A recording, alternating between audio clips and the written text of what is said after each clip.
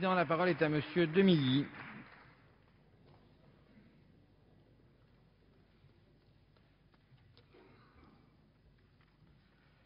Monsieur le Président, Madame la Ministre, mes chers collègues, une opportunité nouvelle en termes d'énergie semble s'offrir à nous, je dis bien semble s'offrir à nous, juste sous nos pieds. Je veux parler du gaz de schiste. Notre sous-sol regorgerait en effet de ce gaz non conventionnel, un gaz piégé dans les couches sédimentaires à 2000 ou 3000 mètres de profondeur. Si les gaz non conventionnels sont connus depuis longtemps, tout comme les techniques permettant de les exploiter, c'est de fait la raréfaction de la ressource pétrolière et le renchérissement de l'exploitation des hydrocarbures qui a poussé les ingénieurs à revenir vers ces réserves de gaz atypiques. Avant d'entrer dans le vif du débat, permettez-moi, comme l'ont fait mes collègues, de rappeler rapidement les principes de l'exploitation de ce gaz, car exploiter les gaz et les huiles de schiste, c'est combiner deux techniques. Tout d'abord, la fracturation hydraulique de la roche. Eau, sable, cocktails chimiques sont injectés à très haute pression et permettent de libérer le gaz prisonnier récupéré par des puits. Ensuite, la seconde technique est celle du forage horizontal qui permet d'atteindre des profondeurs de 2 à 3 km.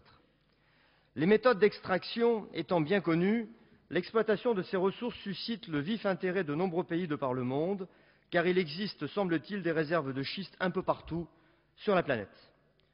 Ainsi, à l'heure actuelle, les États-Unis sont les plus en pointe sur l'exploitation des gaz de schiste, qui représentent d'ores et déjà, je crois, plus de 50% de la production gazière américaine. Le succès que rencontre ce nouveau type d'exploitation aux États-Unis est sous-tendu par la législation locale qui rend le propriétaire du terrain également propriétaire du sous-sol, ce qui bien sûr n'est pas le cas en France. Le potentiel gazier des schistes intéresse aussi les gouvernements du Canada, d'Europe, d'Asie et d'Australie. La Chine et l'Inde, pour leur part, espèrent une production comprise entre 10 et 30 gigamètres cubes par an en 2020 pour la première et de 17 gigamètres cubes par an en 2025 pour la seconde.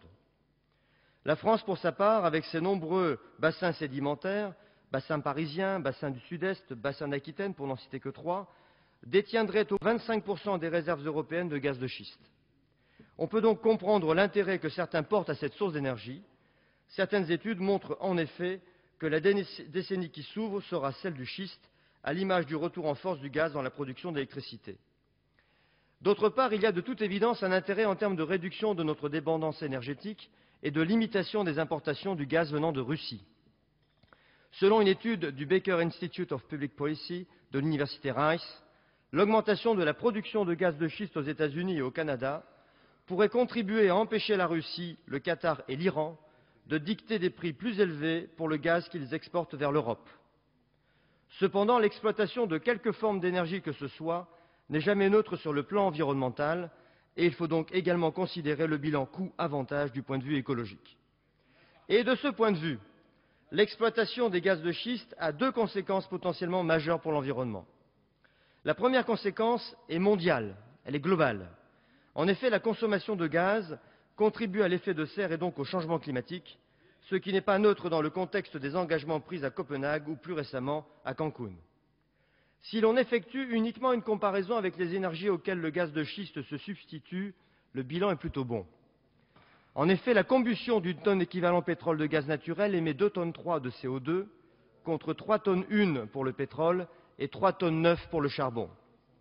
Mais il faut également considérer le bilan dit du puits à la roue, comprenant l'ensemble des émissions pendant tout le cycle de vie, en particulier celles dues aux énergies utilisées pour la construction des puits et pour leur démantèlement, transport des matériels compris.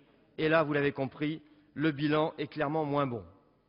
Plus globalement, le gaz de schiste reste une énergie fossile, donc en quantité limitée dans le sous-sol de la planète. Ce n'est donc pas une énergie renouvelable capable d'alimenter un bouquet énergétique alternatif aux énergies carbonées. La seconde conséquence est locale. Le risque est tout d'abord celui de la pollution des nappes souterraines par manque d'étanchéité des forages. Ce risque est aggravé pour le gaz, qui est par nature éruptif par rapport aux huiles. Le risque réside donc dans la pollution des sols en cas de fuite des canalisations. Si le mélange injecté dans le sous-sol est composé à 98% ou 99% d'eau et de sable, a priori neutre pour l'environnement, les 1 à 2% restants contiennent des acides et des produits gélifiants potentiellement dangereux pour l'homme et pour l'environnement. Par ailleurs, La consommation d'eau est très élevée avec ces techniques, 15 000 à 20 000 mètres cubes par puits. Enfin, l'implantation des machines à forer et des installations connexes peut émettre du bruit et avoir un impact important sur les paysages, comme l'a précisé tout à l'heure le président de la Commission du développement durable. Au regard des réticences observées pour l'implantation des parcs éoliens, on peut se poser la question de l'acceptabilité de ces forages par les riverains. Elle est vraiment loin d'être acquise. Le nouveau centre fait donc le constat de la non-neutralité de cette source énergétique. À ce titre, le débat de ce jour est donc le bienvenu. Les enjeux sont grands et nous attendons avec grand intérêt les conclusions de la mission conjointe du Conseil général de l'industrie, de l'énergie et des technologies et du Conseil général de l'environnement et du développement durable sur la Roche-Mère. Un rapport d'étape doit être remis pour le 15 avril prochain et le rapport final pour le 31 mai. D'ores et déjà, le 11 mars, le Premier ministre a prolongé le moratoire sur l'exploitation du gaz et des huiles de schiste. Les permis de recherche et les autorisations de travaux sont désormais suspendus jusqu'à la fin de la première quinzaine de juin. Pour le nouveau centre, c'est une bonne décision, c'est une décision sage. Cette prolongation est nécessaire, particulièrement au regard du principe de précaution. À notre sens, il est dans ce domaine plus que primordial de définir un encadrement législatif. Un cadre législatif est en effet toujours en vigueur pour les autres formes d'énergie. Pourquoi n'en serait-il pas de même pour les gaz et pour les huiles de schiste? Pour le groupe Nouveau Centre, le débat sur l'exploitation du gaz de schiste soulève en réalité la question beaucoup plus large de nos priorités énergétiques.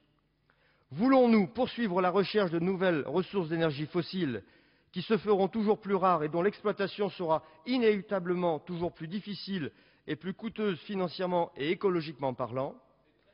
Et voulons-nous plutôt concentrer nos moyens sur le développement d'énergies alternatives et de substitution, ou voulons-nous avancer en essayant de combiner les deux? Pour le groupe Nouveau Centre, s'il n'est naturellement pas envisageable de se détourner à court terme des énergies fossiles, tout comme d'ailleurs de l'énergie nucléaire, la montée en puissance progressive d'énergies alternatives à travers un plus grand mix énergétique doit clairement être et rester un objectif prioritaire. À ce titre, je voudrais rappeler les combats menés de longue date par les députés du Nouveau Centre, combats qui ne font pas plaisir à tous. Tout d'abord, opérons, Madame la Ministre, une nouvelle impulsion en faveur du développement des biocarburants, en se donnant les moyens de réussir la phase de la première génération, elle-même garante du succès des nouvelles générations. La filière française des biocarburants, la récente étude de l'ADEME l'a une nouvelle fois démontré, est une source renouvelable et durable de carburant. Vous connaissez mon engagement sur le sujet. Je suis convaincu qu'il faut supporter cette filière dans une stratégie de bouquet énergétique alternatif aux énergies fossiles et de lutte contre le réchauffement climatique. Il en va de même, Madame la Ministre, pour la méthanisation. Cette énergie renouvelable peut être utilisée sous différentes formes, que ce soit pour la combustion, pour la production d'électricité et de chaleur, ou que ce soit pour la production d'un carburant. Nous souhaitons, à ce sujet, saluer l'initiative du gouvernement qui a annoncé le nouveau cadre de soutien à la méthanisation, je crois que c'était le 24 février. À cette occasion, vous avez, Madame la Ministre, autorisé l'injection du gaz issu de cette technique sur les réseaux de gaz naturel et une valorisation des tarifs de rachat de l'électricité produite à partir du biogaz. C'est très bien. Ce nouveau cadre annonce une dynamique prometteuse pour la méthanisation. Pour finir, un mot sur le photovoltaïque. Je voudrais vous le rappeler, Madame la Ministre, le groupe Nouveau Centre a défendu lors du moratoire une valorisation des projets photovoltaïques portés par les agriculteurs. Nous militons pour une stricte réglementation concernant les fermes solaires au sol afin d'éviter une hausse des prix des terres et une emprise sur les terres arables. Mais nous estimons nécessaire l'établissement d'un prix de rachat tenant compte des spécificités de la production agricole. L'Allemagne le fait et cette option ouvrirait des perspectives non négligeables pour la compétitivité de la France. Le temps me contraint à ne pas développer davantage, mais vous aurez compris notre volonté que plus de transparence soit faite sur le sujet des gaz et huiles de schiste avant toute décision d'exploitation. La question est d'importance puisqu'elle rejoint l'environnement et donc la santé publique. Nous souhaitons enfin que le gouvernement précise comment il envisage le gaz de schiste dans sa stratégie énergétique globale. Merci, mon cher collègue.